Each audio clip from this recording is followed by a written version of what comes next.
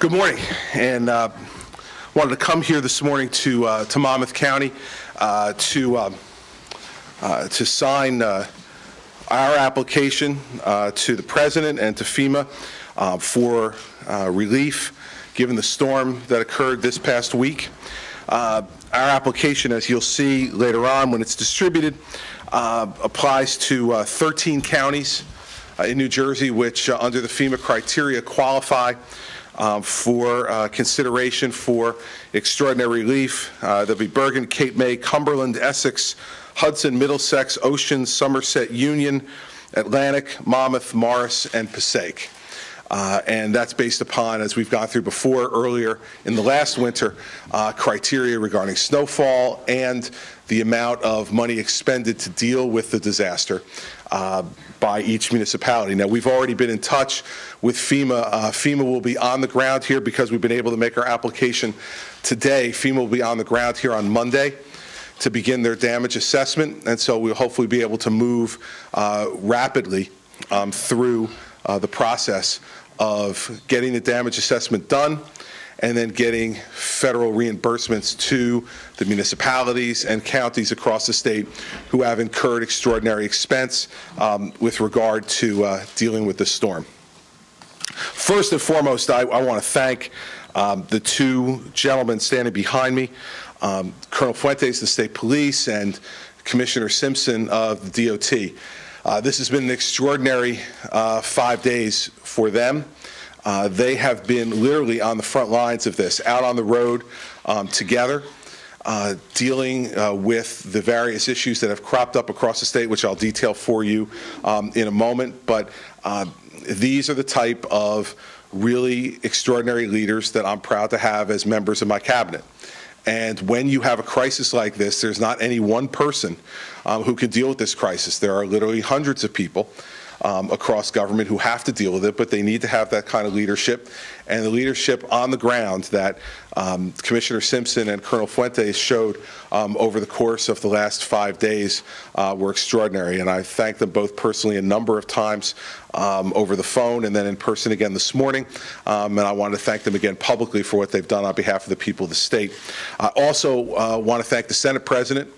The Senate President did an exceptional job as well in being able to provide the on-the-ground leadership that's required by our Constitution, given that myself and the Lieutenant Governor were out of the state at the time.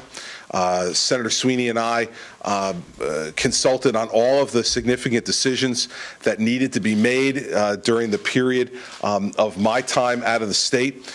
We never once disagreed on what needed to be done. We spoke with each other before any decisions were made. We were both briefed by, on what seemed like an every other hour basis by either Chief of Staff Bagger or Chief Counsel Chiesa on the issues that were going on, in addition to the regular conference calls we had with all the emergency management folks that went on from Christmas Eve all the way through this past Wednesday. And so I want to thank the Senate President. He, once again, has displayed himself to be someone who is putting getting things done ahead of partisanship.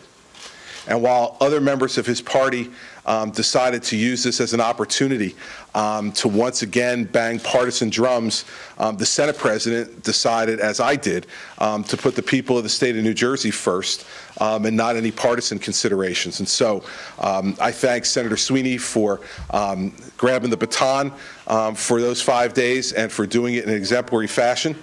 And I thank him also for the great spirit of nonpartisanship that he brought to this task, because these are not Republican or Democratic storms. They are storms that affect all the people of our state, and they need the leadership that everybody provided across state government.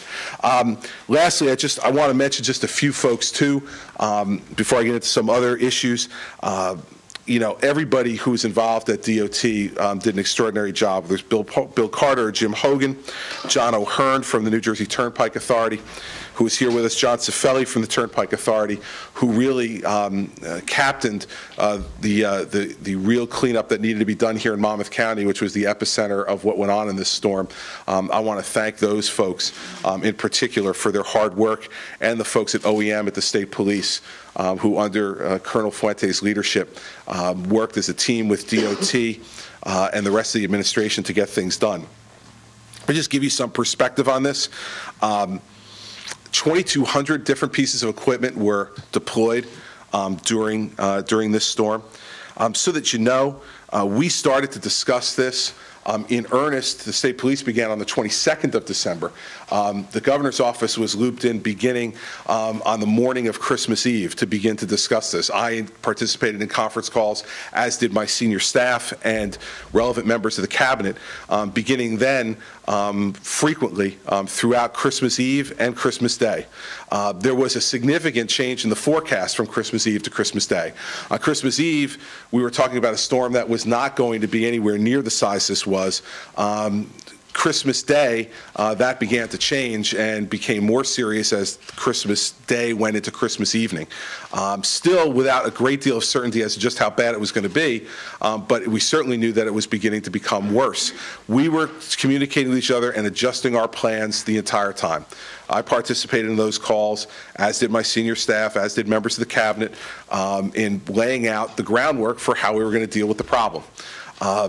I spoke with Senator Sweeney on the 22nd of December to let him know that the Lieutenant Governor and I would both be out of the state from the 26th to the 30th, and checking to make sure that he was going to be available to serve in the role as acting governor as is constitutionally required. He assured me that he was, and he was a participant in being briefed on all the information leading up to his taking over as acting governor about 9:30 on the morning of December 26th. There were a number of events that occurred that have to be put into some context. On the evening of the storm, on Route 280 in Essex County in the Oranges, you had over 300 vehicles stranded on that small stretch of Route 280. Urban Search and Rescue, led by the State Police and DOT, sprung into action immediately. All of those people were rescued from 280, from their stranded vehicles, without incident. That's an extraordinary job. At the same time that those events were unfolding on Route 280, you had the incident on the Garden State Parkway between Holmdel and Telegraph Hill. Over 100 vehicles were stuck in that stretch in the midst of the storm. All of those 100 people were evacuated by DOT and OEM, State Police, Turnpike Authority, Urban Search and Rescue. All of them were also then evacuated to shelters, and the 100 vehicles were towed off of the road. Of course, both of those things require the redeployment of assets from other places you might put them to deal with what we thought was the most emergent risk to human life, which was having these people stranded in their vehicles on those roadways. In addition, you had a third incident happening on 195 west of here, where 150 vehicles were stranded on 195. They then sprung into action to deal with that situation, deploying more assets over to there. All 150 of those people were rescued from their vehicles without incident.